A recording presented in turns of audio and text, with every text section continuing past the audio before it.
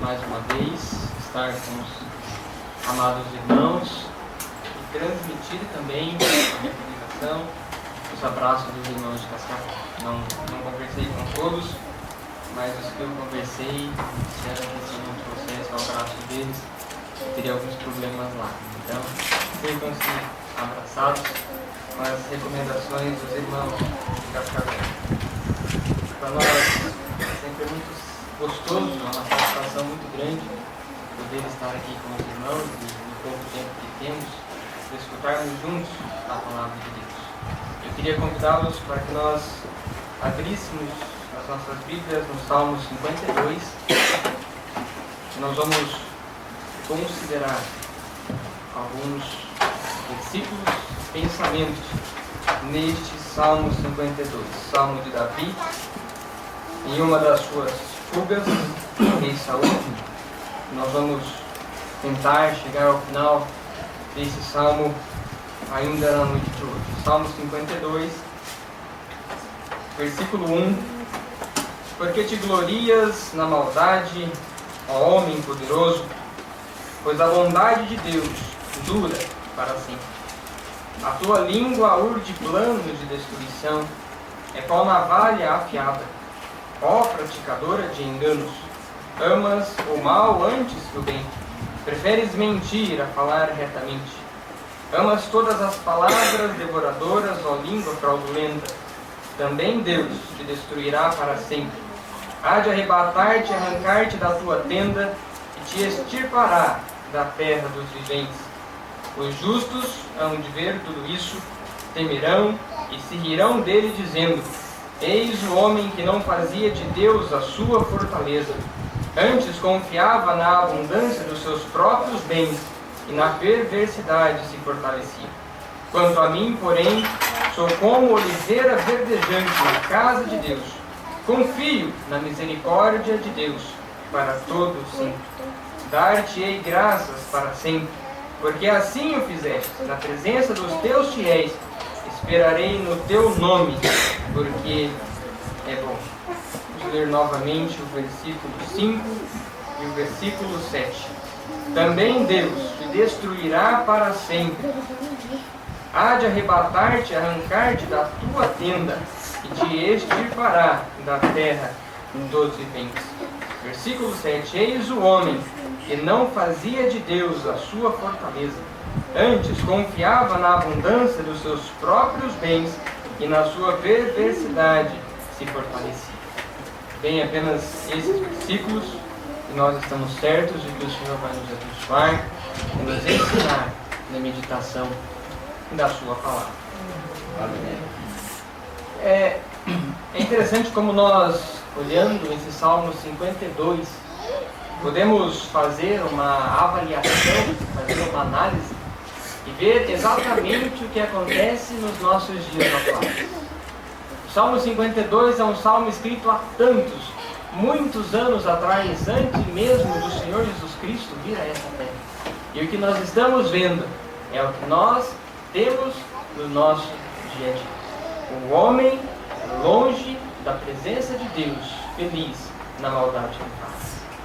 É verdade que uma grande parte desse homem, assim como eu, assim como nós que aqui estamos, teve o privilégio, a oportunidade, a graça salvadora do Senhor nosso Deus de encontrar o Evangelho do Senhor Jesus Cristo, de entender a salvação que nós temos no Senhor Jesus Cristo. Mas grande verdade é que muitos homens andam assim como esse Doeg, que a qual Davi se refere no Salmo 52, longe de Deus, felizes em fazer maldades, felizes nas suas perversidades, sem ter nenhum pensamento contrário à sua vida em relação àquilo que Deus requer de cada um de nós. Acham que vivem de forma correta e que estarão junto com o Senhor nas alturas. E nós sabemos que a salvação, estar com o Senhor, é para aqueles que temem o Senhor, que andam as suas vidas diferente dos primeiros 7 versículos que nós vemos nesse Salmo 52. Agora, nós estamos diante da palavra de Deus. E se nós olhamos esses versículos da maneira como nós estamos, sem ter a salvação do Senhor Jesus Cristo garantida, sem ter o Espírito Santo habitando dentro de cada um de nós, como a sua palavra nos afirma, que Ele habita, nós somos templos do seu Santo Espírito, são versículos que vão passar infelizmente nessa noite vazios. Nós vamos entrar daqui nós vamos sair daqui da mesma forma como nós entramos, vazios. Se nós não temos o Espírito Santo de Deus habitando em nossas vidas. Eu gostaria então de pensar, quando nós olhamos para a palavra de Deus e quando nós lemos Moisés lá em Deuteronômio dizendo, aqueles homens, olha, tomara fossem eles sábios, atentariam para o seu fim, atentariam para o seu fim. Qual que é o fim do homem na terra longe de Deus? Versículo que nós lemos, também Deus te destruirá para sempre, há de arrebatar-te, arrancar-te-á da tua tenda e te extirpará da terra dos viventes. É claro que nós estamos diante de uma situação do Antigo Testamento, a qual a consequência do pecado de fato era a morte, uma morte aqui na terra, uma morte separada dos homens e separada de Deus. E quando nós olhamos os nossos dias hoje, nós temos uma morte separada de Deus para toda a eternidade. Aqueles que infelizmente partirem através da morte, ou quando o Senhor Jesus Cristo vier nas nuvens, sem ter a certeza da salvação do Senhor Jesus Cristo, serão lançados no lago de fogo. É ruim quando nós começamos uma mensagem dessa parte. É ruim quando nós começamos a meditar na palavra de Deus de forma tão cruel, anunciando que o fim do homem sem Deus é a perdição eterna, mas é a verdade da palavra de Deus. E Moisés, voltando lá para Deuteronômio, fala, tomara esses homens fossem sábios, e então atentariam para o seu fim. Eu gostaria que nós lembrássemos, quando nós lemos a carta do apóstolo Paulo aos Romanos, ele fala, porque o salário do pecado é a morte. E quando ele fala que por um só homem entrou o pecado no mundo, e o pecado, a morte, passou a todos os homens, assim também a salvação, por um só homem, vem no Senhor Jesus Cristo. E quando nós meditamos na consequência de uma vida de pecado, uma vida sem a salvação do Senhor Jesus Cristo, o destino eterno dessas pessoas é o inferno. E nós precisamos agora olhar para a palavra de Deus, receber o dom gratuito no Senhor Jesus Cristo e obter a vida. E essa vida que eu me refiro não é a vida que nós estamos vivendo. Essa vida é concedida a todos os homens. O sol vai nascer para o ímpio e vai nascer também para o justo. Mas a vida que eu me refiro é uma vida na eternidade junto com Deus, a qual todas as dores irão cessar, todo o pranto vai acabar e nós de fato estaremos para sempre com o Senhor.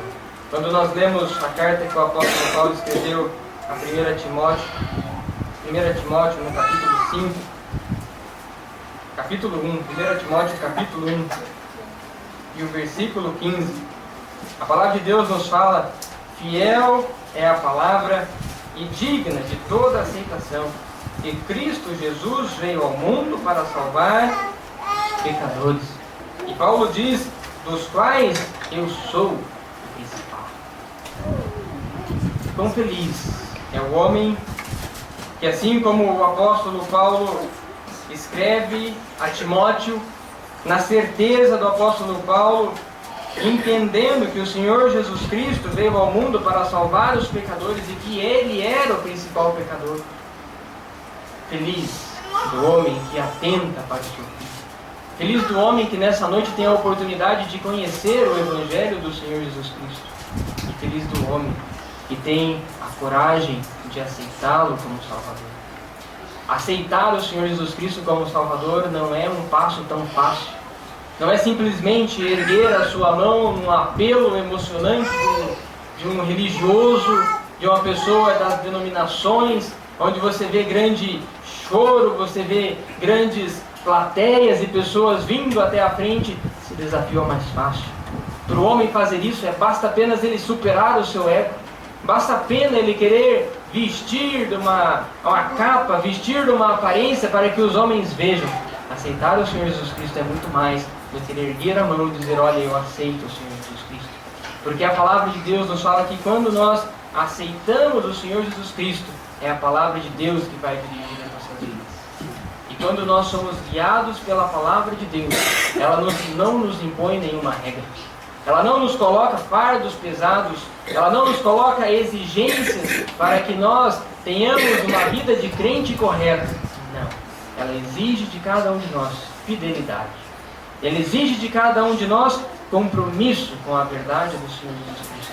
E ela requer de nós uma vida de retidão, uma vida de santificação, uma vida de justiça e justiça no Senhor. E quando nós entendemos a palavra de Deus, quando nós aceitamos o Senhor Jesus